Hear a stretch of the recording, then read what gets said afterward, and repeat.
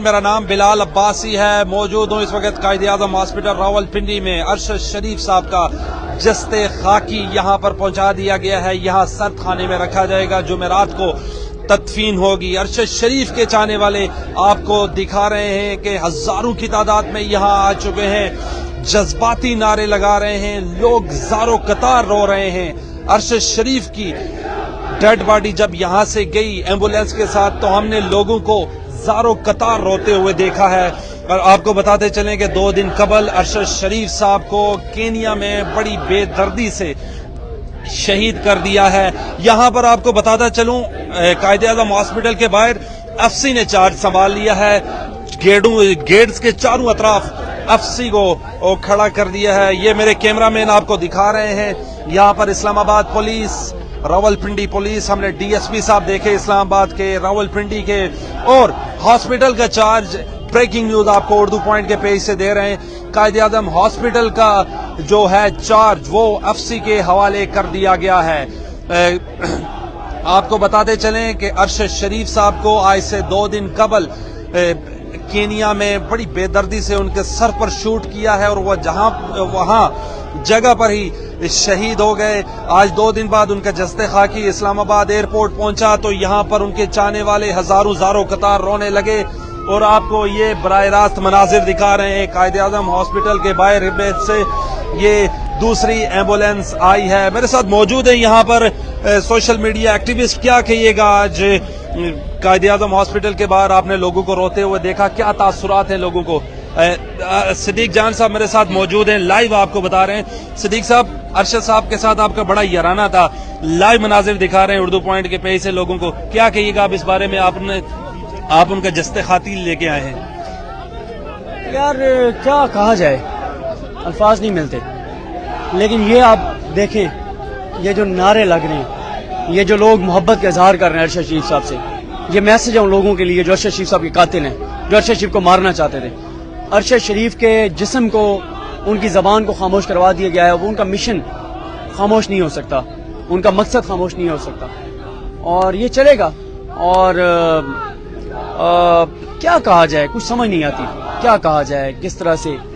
और जो मैसेज दिया गया है कि जो बोलेगा उस पर पाकिस्तान नहीं दुनिया की ज़मीन जो है वो तंग कर दी जाएगी। और जिस बेदर्दी से उनको शहीद किया गया, सर में गोली मारी गई, नहीं मिलते अल्फाज।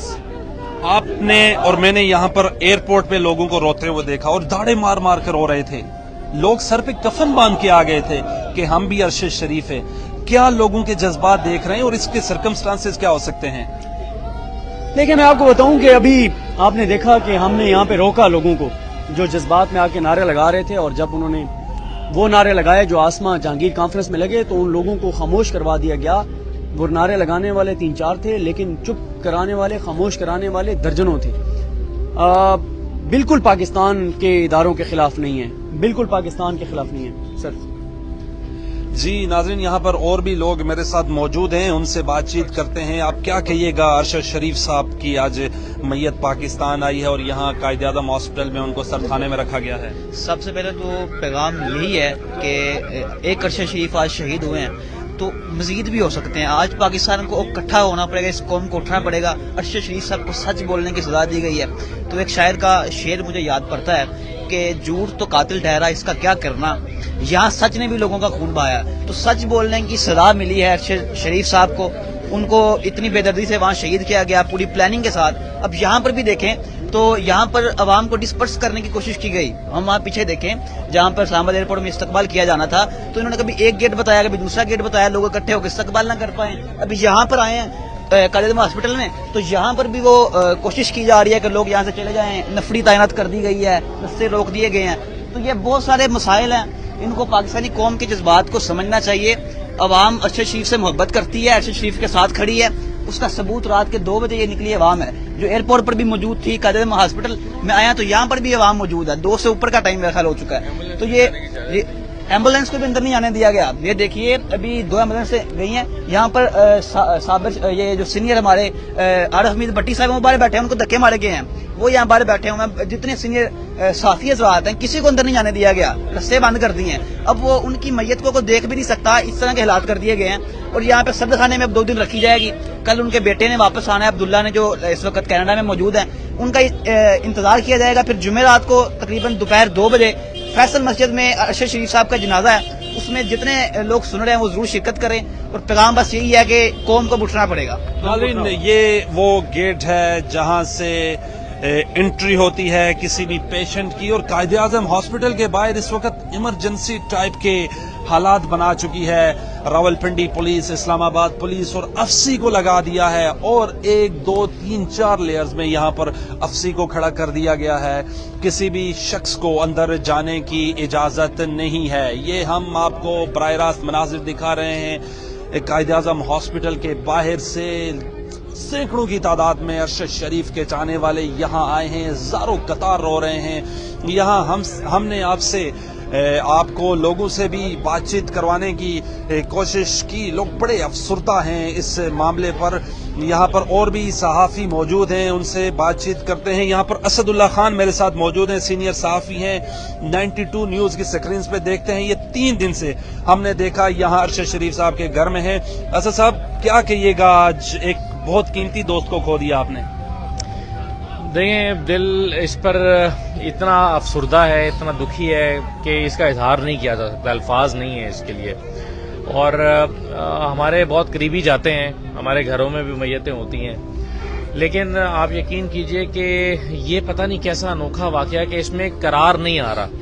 اور یہ ہمارے بہت سارے, اور مجھے ارشد صاحب کے ساتھ گزارے ہوئے وہ لمحات, وہ ہم رات بھر کی نشستیں, وہ سب چیزیں یاد آتی ہیں کہ کس طرح سے وہ کس طرح کی شخصیت ہے.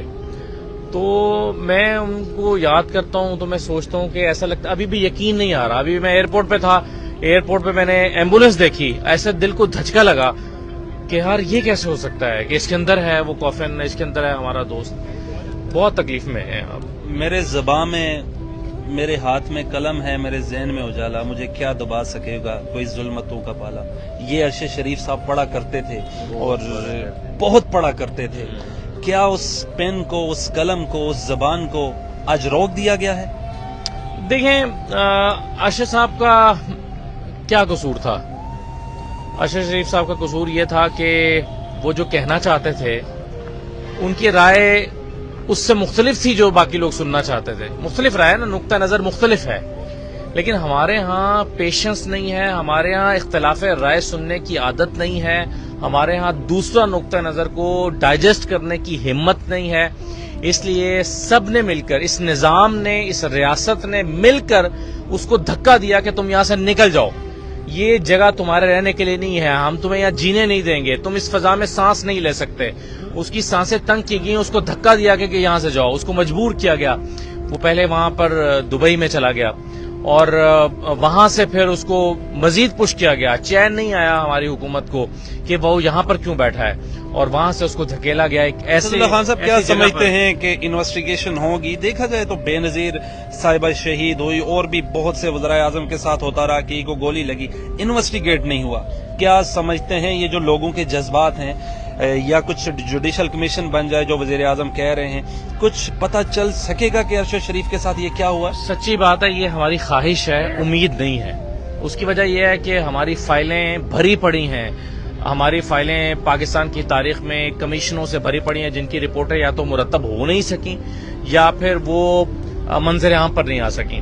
اب یہاں پر ایک اور کمیشن بن جائے گا, اس کے کیا TORs ہوتے ہیں پتہ نہیں ہے, یہ کمیشن کس طرح کام کرے گا, یہ کمیشن وہاں پر ان لوگوں کو کیا پاکستان بلا سکے گا جنہوں نے شوٹ کیا, جنہوں نے ناکہ لگایا, جن پر مختلف طرح کے الزامات ہیں.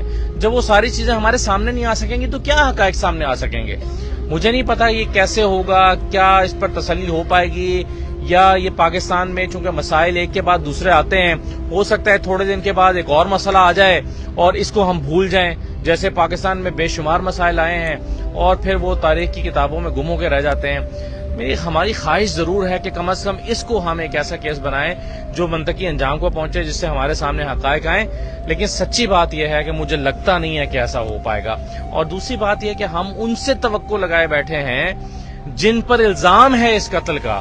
لیکن الزام اسی پر ہے نا کہ جس نے انہیں اس اپنی آزاد فضا سے دھکیل کر اغیار کی اس بستی میں پہنچایا جہاں پر وہ درندوں کے ہاتھوں میں تھے، اور جس نے ان کو دھکیلا وہ آج بھی اتنے بے رحم ہیں کہ وہ آج اس کفن پر بھی سیاست کر رہے تھے اور آج وہ اس میت کے اوپر بھی ٹویٹس کر رہے تھے. تو وہ اتنے بے رحم ہیں. ان سے آپ توقع کرتے ہیں کہ وہ آپ کو جو ہے وہ اس انصاف آپ کی تسلی کے مطابق انصاف دیں گے.